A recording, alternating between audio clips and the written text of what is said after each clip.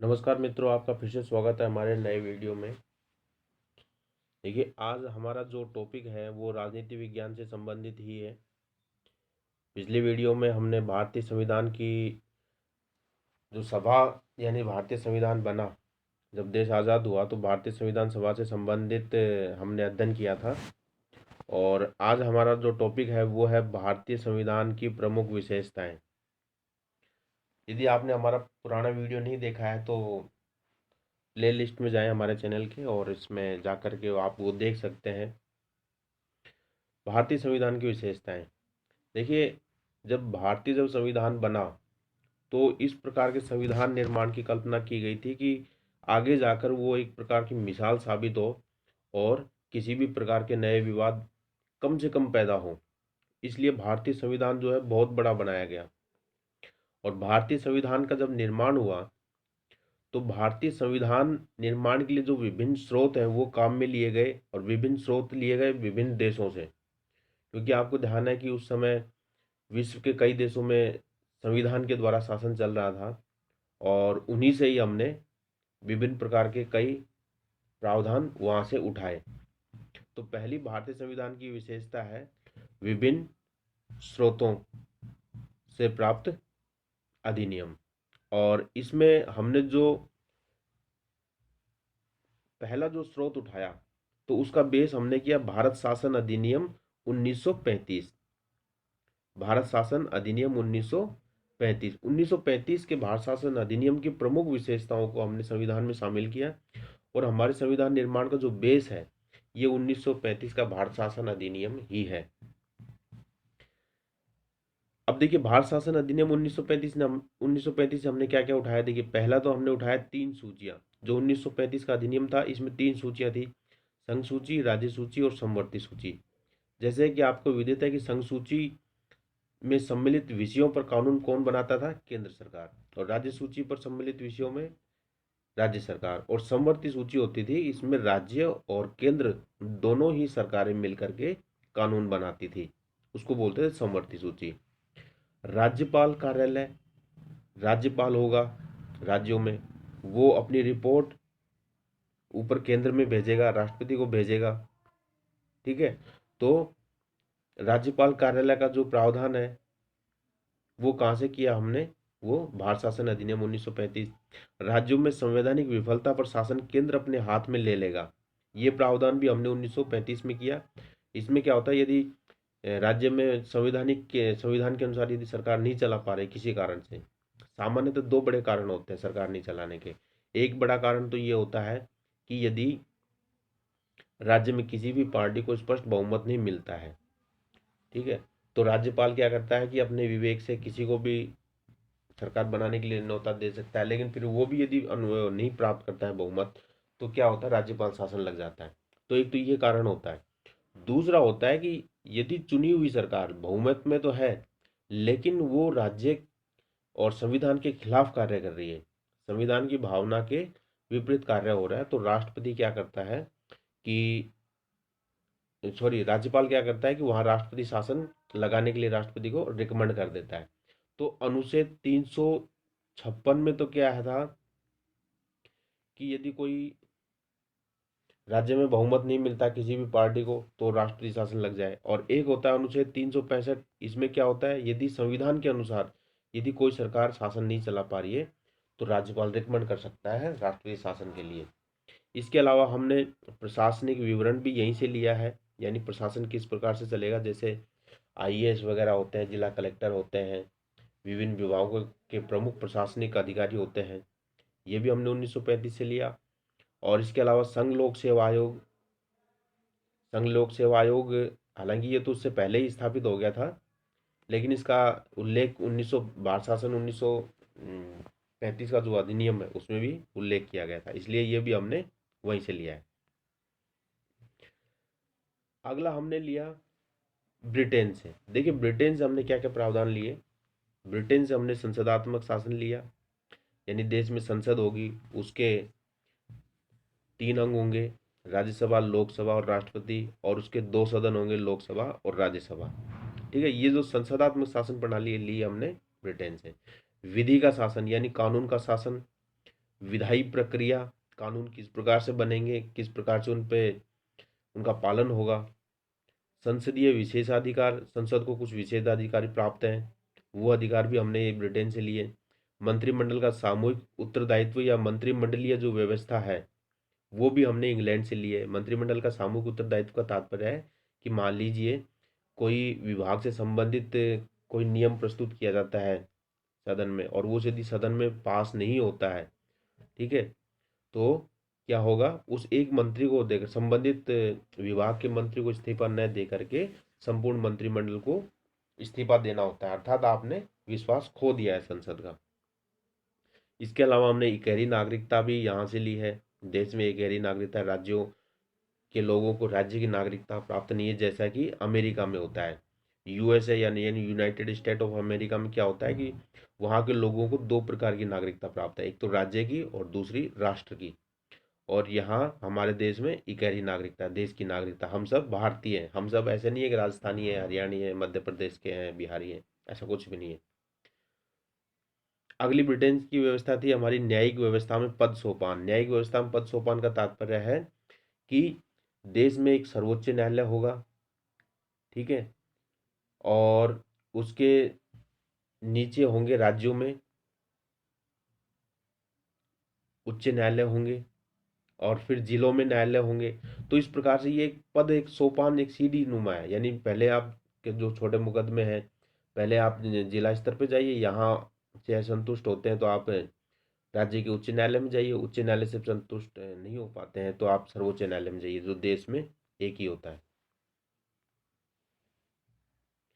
आगे हम बात करते हैं अमेरिका, यानी यूनाइटेड स्टेट ऑफ अमेरिका से हमने क्या क्या लिया। हमने संविधान की प्रस्तावना अमेरिका से ली है, क्योंकि अमेरिका के संविधान में सबसे पहले प्रस्तावना लिखी गई थी, उसी से ही हमने भारतीय संविधान में भी प्रस्तावना का उल्लेख किया है। मौलिक अधिकार, मूल अधिकार जो है, फंडामेंटल राइट्स भी हमने यहाँ से लिए। न्यायिक पुनरावलोकन की शक्ति भी हमने यहीं से लिए। देखिए, न्यायिक पुनरावलोकन की शक्ति का तात्पर्य दो अर्थों में। पहला अर्थ तो ये है कि सर्वोच्च न्यायालय या कोई भी न्यायालय का न्यायाधीश कोई निर्णय देता है, ठीक है, और निर्णय देने के कुछ समय बाद उसी से संबंधित कोई मामला और भी आ जाता है, तो पूर्व को वो अपने निर्णय को चेंज कर सकता है। जैसे प्रस्तावना भारतीय संविधान का अंग है या नहीं, ऐसे कई मामले आए। शुरू के कुछ मामलों में तो नहीं माना गया, फिर बाद में उनको मान लिया गया, है ना। जैसे शंकरी प्रसाद बनाम राजस्थान राज्य, इसमें प्रस्तावना को भाग नहीं माना। गोलकनाथ विवाद में भी भाग नहीं माना, है ना। और फिर केशवानंद भारती विवाद में प्रस्तावना को अंग मान लिया। तो ये एक प्रकार का न्यायिक पुनरावलोकन है। और एक ही संदर्भ में भी है न्यायिक पुनरावलोकन की, यदि न्यायालय के निर्णयों को कोई नहीं मानता है तो न्यायालय अपने उन व्यक्तियों को सजा भी दे सकता है। और इसके अलावा यदि संसद कोई ऐसा कानून पास करती है जो कि संविधान के खिलाफ है या राष्ट्रहित में नहीं है, तो संसद के बनाए हुए उस कानून को न्यायपालिका अवैध करार कर सकती है। जैसे अभी आपको कुछ समय पूर्व याद होगा कि नरेंद्र मोदी सरकार ने एक न्यायिक नियुक्ति आयोग घोषित किया था। न्यायिक नियुक्ति आयोग में प्रधानमंत्री और दो तीन मंत्री, इसके अलावा विपक्ष के नेता भी उसमें शामिल थे। ये सभी मिल करके न्यायपालिका के न्यायाधीशों का चयन करेंगे। तो इस प्रकार का न्यायिक नियुक्ति आयोग बनाया गया था, जिसको सुप्रीम कोर्ट ने खारिज कर दिया कि ये इस प्रकार संविधान की भावना के खिलाफ है। उपराष्ट्रपति का पद भी हमने अमेरिका से लिया है, राष्ट्रपति का पद भी अमेरिका से लिया है। इसके अलावा उपराष्ट्रपति और सुप्रीम कोर्ट और हाई कोर्ट, यानी सर्वोच्च न्यायालय, ये देखिए उपराष्ट्र नहीं है, उपराष्ट्रपति है, मैं थोड़ा लिखना भूल गया। सर्वोच्च न्यायालय और उच्च न्यायालय, सुप्रीम कोर्ट, हाई कोर्ट के न्यायाधीशों को पद से हटाने की प्रक्रिया भी हमने अमेरिका से ली है। इसके अलावा राष्ट्रपति का निर्वाचन जो है वो भी हमने अमेरिका से ही लिया है, राष्ट्रपति का निर्वाचन। आगे है आयरलैंड। आयरलैंड से हमने क्या क्या लिया, देखिए आयरलैंड से प्रमुख रूप से नीति निर्देशक तत्व ये हमने आयरलैंड से लिए हैं। राष्ट्रपति का निर्वाचन मंडल, देखिए राष्ट्रपति का निर्वाचन यानी चुनाव किस प्रकार से होगा वो तो हमने अमेरिका से ले लिया, लेकिन राष्ट्रपति का निर्वाचन मंडल यानी राष्ट्रपति के चुनाव में वोट कौन कौन डालेंगे, तो राष्ट्रपति का निर्वाचन मंडल की व्यवस्था हमने आयरलैंड से लिए। और इसके अलावा राज्यसभा में राष्ट्रपति 12 सदस्यों का मनोनयन करता है, जो कि साहित्य, संगीत, कला के क्षेत्र में विशेष विशेषज्ञता रखते हैं। ऐसे 12 सदस्यों को राष्ट्रपति मनोनीत करता है। ये जो राज्यसभा में इन 12 सदस्यों के मनोनयन का जो आधार है, ये भी हमने आयरलैंड से ही लिया है। अब हमने कनाडा से क्या लिया है? देखिए, संघात्मक व्यवस्था हमने कनाडा से ली है। जो हमारे देश की संघात्मक व्यवस्था है, ये हालांकि अमेरिका में भी संघात्मक शासन है, लेकिन जो हमारी संघात्मक व्यवस्था है जो ज़्यादा करीब है, वो कनाडा के नज़दीक है। यूनियन शब्द, देखिए भारतीय संविधान में यूनियन शब्द का प्रयोग किया गया है। भारतीय संविधान में यूनियन शब्द का प्रयोग किया गया है। सर्वप्रथम जैसे संविधान स्टार्ट होता है, अंग्रेजी जैसे संविधान है, तो उसमें ये शब्द है, इससे स्टार्ट होता है, India that is Bharat shall be the union of India. India that is Bharat shall be the union of India. इसमें हमने फेडरल शब्द काम में नहीं लिया, फेडरेशन शब्द काम में नहीं लिया, यूनियन शब्द काम में लिया है, जो कि कनाडा के संविधान के अनुसार ही है। अवशिष्ट शक्ति केंद्र को, और इसके अलावा देखिए जो संघ सूची, राज्य सूची, समवर्ती सूची है, इनके बारे में तो हमने 1935 के प्रावधान के अनुसार ली थी, लेकिन कुछ इसके अलावा कुछ ऐसे नियम भी हो जाते हैं, कुछ ऐसे नए नियम आ जाते हैं या ऐसी व्यवस्थाएं आ जाती हैं कि जो पहले उनके बारे में हमने सोचा नहीं, हमें पता भी नहीं था इस प्रकार का कुछ हो सकता है, तो उस प्रकार की जो अवशिष्ट शक्ति है वो केंद्र को मिलती है। जैसे जब संविधान बना था उस समय साइबर सिक्योरिटी संबंधित कोई इस प्रकार के थे नहीं मामले। अभी वर्तमान में इंटरनेट का काफी प्रभाव पड़ गया है, तो साइबर से संबंधित जो नियम बनाएगा वो बनाएगा केंद्र सरकार बनाएगा। ठीक है, ये एक फर्स्ट ग्रेड के एग्जाम में भी पूछा गया था कि जो साइबर सिक्योरिटी है या साइबर कानून से साइबर से संबंधित कानून किस सूची में है, संघ सूची में, राज्य सूची में, समवर्ती में या अवशिष्ट शक्ति है, तो ये अवशिष्ट आएंगे और इस पर कानून कौन बनाएगा? केंद्र सरकार बनाएगी। राज्यपालों को नियुक्ति, देखिए प्रत्येक राज्य में एक राज्यपाल होगा जिसकी नियुक्ति राष्ट्रपति करेगा, तो राष्ट्रपति करेगा, उसका प्रावधान कहाँ से लिया गया है? हमने ये भी कनाडा से लिया है।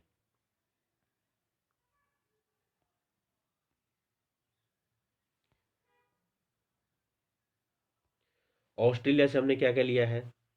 प्रस्तावना में निहित भावनाएं। देखिए प्रस्तावना तो हमने अमेरिका से ली है, प्रस्तावना तो हमने अमेरिका से ली है, लेकिन प्रस्तावना में जो भावनाएं हैं वो भावनाओं का आधार क्या है? ऑस्ट्रेलिया है। ठीक है, एग्जाम में क्वेश्चन आ जाए कि प्रस्तावना कहाँ से ली गई है, वो यूएसए से ली गई है, अमेरिका से ली गई है, लेकिन प्रस्तावना में निहित भावनाएं कहाँ से ली गई है? वो ली गई है ऑस्ट्रेलिया से। इसके अलावा हमने समवर्ती सूची का जो प्रावधान है वो ऑस्ट्रेलिया से लिया है, समवर्ती सूची का। ये दो महत्वपूर्ण चीजें हैं जो हमने ऑस्ट्रेलिया से ली है। इसके अलावा व्यापार, वाणिज्य और समागम की स्वतंत्रता, यानी आप पूरे देश में कहीं भी व्यापार कर सकते हैं, कहीं भी जा सकते हैं व्यापार के लिए, ये हमने ऑस्ट्रेलिया से ही लिया है। जापान से हमने लिया है विधि द्वारा स्थापित प्रक्रिया। अनुच्छेद 21 में एक शब्दावली है विधि द्वारा स्थापित प्रक्रिया, ये हमने जापान से लिए। ठीक है, जापान से विधि द्वारा स्थापित प्रक्रिया, यानी कानून के द्वारा जो प्रक्रिया निर्धारित की गई है उसके अनुसार ही हम कार्य करेंगे, ये जापान से लिए। दक्षिण अफ्रीका से हमने क्या लिया है? दक्षिण अफ्रीका से हमने संविधान संशोधन की प्रक्रिया, जो संविधान संशोधन जिस प्रकार से होता है वो हमने प्रावधान साउथ अफ्रीका से लिया है। राज्यसभा सदस्यों का चुनाव, ठीक है, राज्यसभा सदस्यों का चुनाव किस प्रकार से होगा वो हमने लिया है, ये भी दक्षिण अफ्रीका से। राज्यसभा में 12 सदस्यों के जो मनोनयन है वो तो हमने लिया है आयरलैंड से, 12 सदस्यों का मनोनयन, लेकिन राज्यसभा सदस्यों का जो निर्वाचन है, चुनाव है, वो हमने दक्षिण अफ्रीका से लिया है। इसके अलावा हमने जर्मनी से क्या क्या लिया है? जर्मनी से देखिए, आपातकाल में मूल अधिकारों का स्थगन, जब आपातकाल लगता है देश में तो मूल अधिकारों का स्थगन हो जाता है। ठीक है, केवल अनुच्छेद 21 में जो जीवन जीने की स्वतंत्रता है ना, जीवन जीने का अधिकार, उसको छोड़ करके मूल अधिकारों का स्थगन हो जाता है। रूस, यानी इसको हम पूर्व सोवियत संघ भी कह सकते हैं, पूर्व सोवियत संघ, यूएसएसआर, उस समय इसका नाम था। 1991 के बाद को रूस कहा जाने लगा। देखिए रूस से हमने क्या क्या लिया है? रूस से हमने लिए हैं मूल कर्तव्य। रूस से हमने मूल कर्तव्य लिए हैं।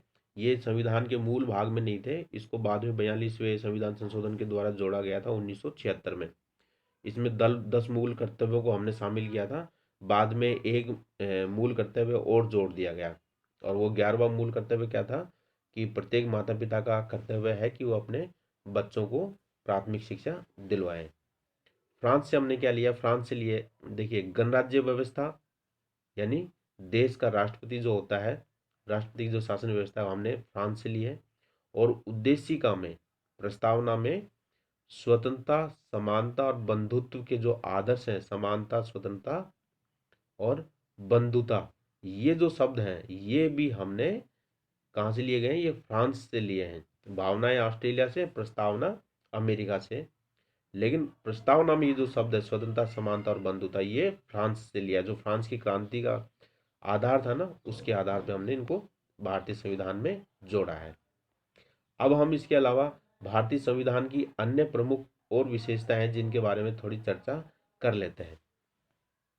देखिए भारतीय संविधान की अगली विशेषता है लिखित एवं विशाल संविधान। अब आपको ध्यान हो कि विश्व में सबसे बड़ा लिखा हुआ संविधान भारत का संविधान है। इसमें कुल 395 अनुच्छेद हैं, इसके 22 भाग हैं, और वर्तमान में 12 अनुसूचियां हैं। पहले क्या था, पहले इसमें 8 अनुसूचियां थी। पहले इसमें 8 अनुसूची थी मूल संविधान में, बाद में 4 अनुसूची और जोड़ दी, वर्तमान में कुल 12 अनुसूची है। ठीक है। और इसके संविधान के 3 परिशिष्ट हैं।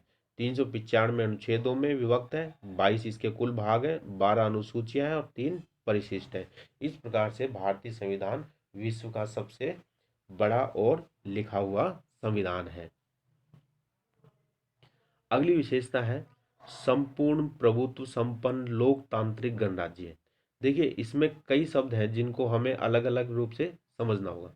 संपूर्ण प्रभुत्व संपन्न, संपूर्ण प्रभुत्व संपन्न का तात्पर्य है कि जो देश है पूर्ण रूप से आंतरिक और बाहरी रूप से निर्णय लेने में सक्षम है, उस पर कोई दबाव नहीं है। जैसे देश की जो शासन व्यवस्था चलती है, सरकार जो निर्णय करती है वो किसी देश से प्रभावित होकर के कभी नहीं करती। हम स्वतंत्र हैं, कोई हमें दबा नहीं सकता, और न ही देश में कोई ऐसी ताकतें हैं जो सरकार को प्रभावित कर सकती है। इसलिए संपूर्ण प्रभुत्व संपन्न शब्द काम में आए। लोकतांत्रिक, लोकतांत्रिक का मतलब होता है कि जनता के द्वारा चुनी हुई सरकार शासन करती है। यदि सरकार अच्छा कार्य नहीं करेगी तो पुनः चुनावों में सरकार क्या करेगी, अच्छे कार्य करने वाले उम्मीदवारों का चुनाव करेगी, अच्छे कार्य करने वाली पार्टी का चुनाव करेगी। ठीक है। तो जनता चाहे तो उसको हटा भी सकती है अगली बार। तो इसको बोलते हैं लोकतांत्रिक शासन व्यवस्था, यानी जनता का शासन। अब्राहम लिंकन की भाषा क्या है लोकतंत्र में, परिभाषा क्या है अब्राहम लिंकन की, जनता का, जनता के द्वारा और जनता के लिए शासन ही लोकतंत्र है। यह अब्राहम लिंकन की परिभाषा है लोकतंत्र के प्रति। गणराज्य, गणराज्य यानी जो देश का जो शासन प्रमुख है, सॉरी देश का जो राष्ट्र प्रमुख है यानी राष्ट्रपति जो है, वो जनता के द्वारा अप्रत्यक्ष रूप से चुना जाता है। यानी जनता इसको प्रत्यक्ष रूप से नहीं चुनती है, जनता इसको अप्रत्यक्ष रूप से चुनती है। इसलिए राष्ट्रपति का जो चुनाव है वो अप्रत्यक्ष होता है।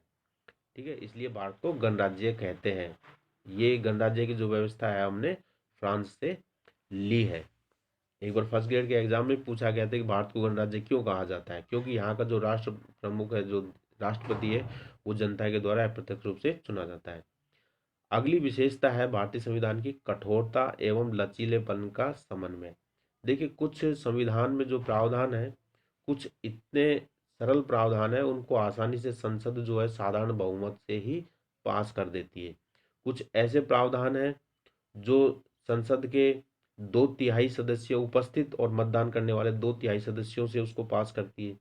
ठीक है। और कुछ ऐसे प्रावधान है कि संसद के तो बहुमत चाहिए ही चाहिए 2/3, इसके अलावा आधे से अधिक राज्यों के यानी 50% से अधिक राज्यों की भी उसमें सहमति होना जरूरी है। तो कई ऐसे प्रावधान हो जाते हैं कि राज्य सरकार चाहते हुए भी उन प्रावधानों को लागू नहीं कर पाती है, क्योंकि उनमें राज्यों की भी अनुमति जरूरी होती है। अगली विशेषता है पंथ निरपेक्षता। पंथ निरपेक्षता का तात्पर्य है कि जो देश है हमारा, इसका कोई विशेष धर्म नहीं है, संविधान के द्वारा किसी धर्म को मान्यता नहीं दी गई है कि ये हमारे राष्ट्र धर्म है। ठीक है। भारत में हिंदू, मुस्लिम, सिख, ईसाई, बौद्ध, जैन, पारसी, यहूदी, विश्व में जितने भी संप्रदाय हैं सभी संप्रदायों के अनुयायी भारत में निवास करते हैं। तो सरकार के द्वारा या संविधान के द्वारा किसी धर्म को प्राथमिकता नहीं दी गई है, सभी को समान दर्जा दिया गया है, सभी समान धर्म है। अगली विशेषता है एकात्मकता की ओर झुका हुआ संघात्मक शासन। देखिए हमारे यहाँ है तो वैसे ज्यादातर संघात्मक व्यवस्था, लेकिन कई जगह क्या है कि ऐसे प्रावधान है जो भारतीय संविधान को एकात्मक दिखाते हैं, जैसे इकहरी नागरिकता, और इसके अलावा इकहरी जो न्यायपालिका जो व्यवस्था है वो भी इकहरी है। ठीक है। तो ये एक प्रकार के एकात्मकता के नियम है, यानी जैसे इंग्लैंड में एकात्मक शासन है ना, वैसे ही वहाँ पूरे देश में एक ही सरकार होती है, राज्यों में भी उसी के अनुसार कानून चलते हैं, लेकिन हमारे यहाँ राज्यों में उसके अनुसार कानून नहीं चलते, राज्यों की अलग सरकार होती है। ठीक है। लेकिन कुछ नियम जैसे इकहरी नागरिकता है, इकहरी न्यायपालिका है, क्योंकि न्यायपालिका जो व्यवस्था है सुप्रीम कोर्ट होती है केंद्र में, राज्यों में राज्य जो हाई कोर्ट रहती है वो रहती है। ठीक है। तो ये एकात्मकता के लक्षण है। लेकिन हमारे यहाँ लेकिन हमारे यहाँ राज्यों का शासन अलग चलता है। ठीक है। संविधान में राज्यों के शासन से संबंधित अलग प्रावधान दिए गए हैं, यानी राज्य को कुछ शक्तियां मिली हुई हैं जिसको राज्य सूची में सम्मिलित किया गया, उनके अनुसार शासन चलता है, उनमें केंद्र सरकार का कोई हस्तक्षेप नहीं कर सकती, इसलिए संघात्मक शासन व्यवस्था है। लेकिन कुछ झुकाव एकात्मकता की ओर भी है। अगली है संसदीय व्यवस्था। देश में जो शासन व्यवस्था चलेगी वो संसद के अनुसार चलेगी। जनता के चुने हुए प्रतिनिधि लोकसभा में जाएंगे और लोकसभा में बहुमत प्राप्त दल ही सरकार बना पाता है। तो लोकसभा हो गया उसका एक सदन, दूसरा हो गया राज्यसभा। जनता के चुने हुए प्रतिनिधि यानी जो विधायक वगैरह हैं वो विधायक क्या करते हैं, राज्यसभा के लिए राज्यों से सदस्यों का चुनाव करते हैं। तो इस प्रकार से लोकसभा और राज्यसभा ये दोनों संसद के भाग हो गए और ये संसदीय व्यवस्था कहलाता है। अगला है संसदीय संप्रभुता व न्यायिक सर्वोच्चता में समन्वय। देखिए कई बार ऐसा होता है कि सर्वोच्च कौन है, संसद सर्वोच्च है या न्यायपालिका सर्वोच्च है। कई बार ऐसी विवाद की स्थिति हो जाती है, लेकिन भारतीय संविधान निर्माताओं ने इस विवाद की स्थिति से बचने के लिए कुछ ऐसे प्रावधान किए जिससे संसद भी अपने आप में सर्वोच्च है और न्यायपालिका भी अपने आप में सर्वोच्च है। कुछ ऐसे जगहें हैं जहां संसद सर्वोच्च है, कुछ ऐसे नियम है जहां न्यायपालिका सर्वोच्च है। जैसे देश में शासन व्यवस्था से संबंधित नियमों का जो प्रावधान है वो संसद करती है, उसमें न्यायपालिका कोई हस्तक्षेप नहीं कर सकती, क्योंकि देश में शासन चलाना तो संसद का कार्य है।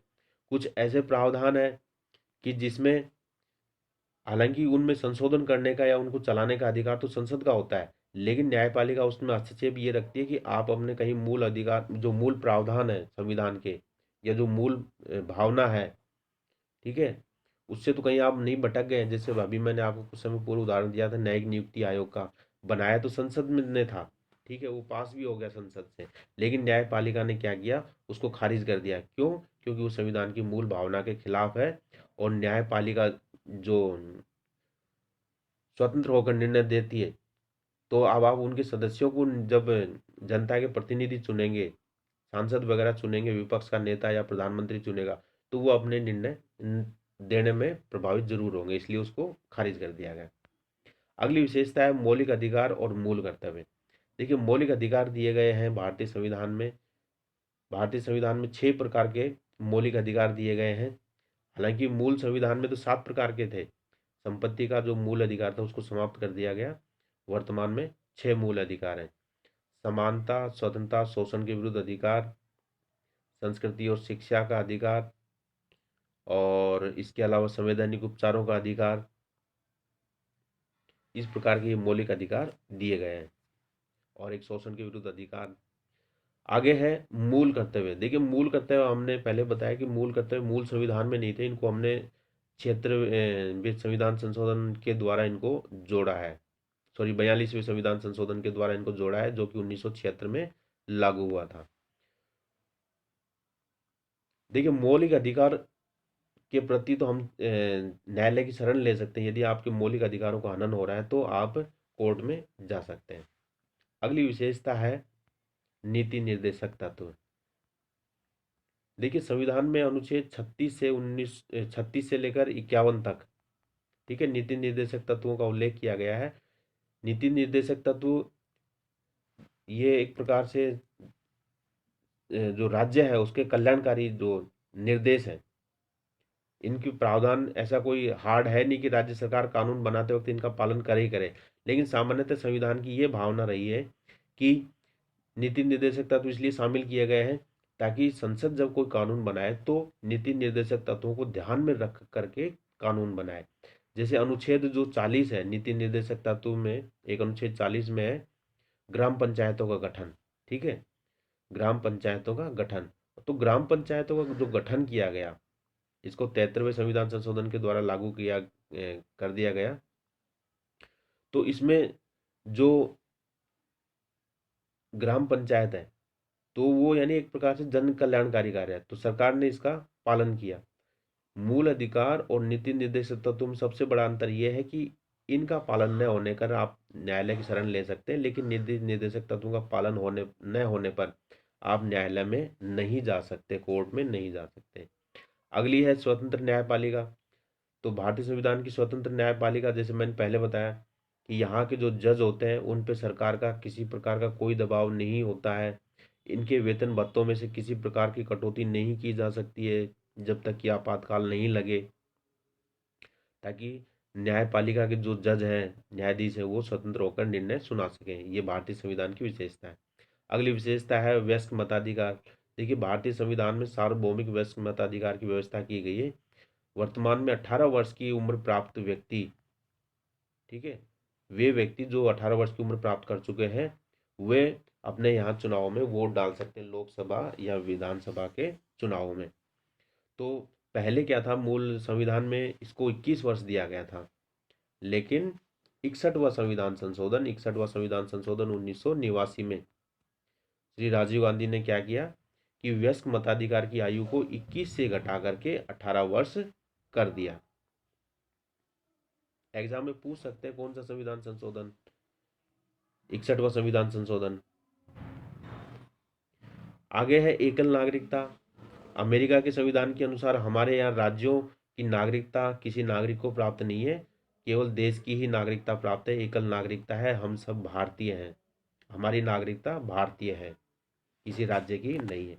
राजभाषा की व्यवस्था, देखिए संविधान में राष्ट्रभाषा का प्रावधान नहीं है, राजभाषा का प्रावधान। और हमारे राजभाषा जो है वो जो कामकाज की जो भाषा है सामान्यतः वो हिंदी, इसको लागू किया गया है। इसके अलावा भारतीय संविधान में 22 भाषाओं को भी मान्यता दी गई है। आपातकालीन प्रावधान, देखिए आपातकालीन प्रावधान में क्या है, जब 352, 356 और 360, इसमें देश में बाहरी आक्रमण होने पर या आंतरिक कोई अशांति होने पर, ठीक है, और इसके अलावा ये जो 356 है राज्यों में राष्ट्रपति शासन से संबंधित है, ये संपूर्ण देश में लागू है, ठीक है। हालांकि सरकार इसको किसी क्षेत्र विशेष के लिए भी लागू कर सकती है। पहले पूरे देश का था, लेकिन बाद में इसमें थोड़ा संशोधन किया गया, इसको देश के उस क्षेत्र में लागू कर सकती है जहां अशांति फैली हुई है। इसके अलावा 360 ये है राष्ट्रीय वित्तीय आपातकाल है। देश में पैसे से संबंधित कोई समस्या उत्पन्न हो जाए, पैसा कम हो जाए या सरकार शासन चलाने में असक्षम हो पैसे की वजह से, तो वित्तीय आपातकाल लगता है। इस प्रकार से 3 अनुच्छेद जिनके तहत राष्ट्रीय आपातकाल लगता है। मित्रों, मेरा ये वीडियो आपको कैसा लगा? अच्छा लगा तो लाइक करें, सब्सक्राइब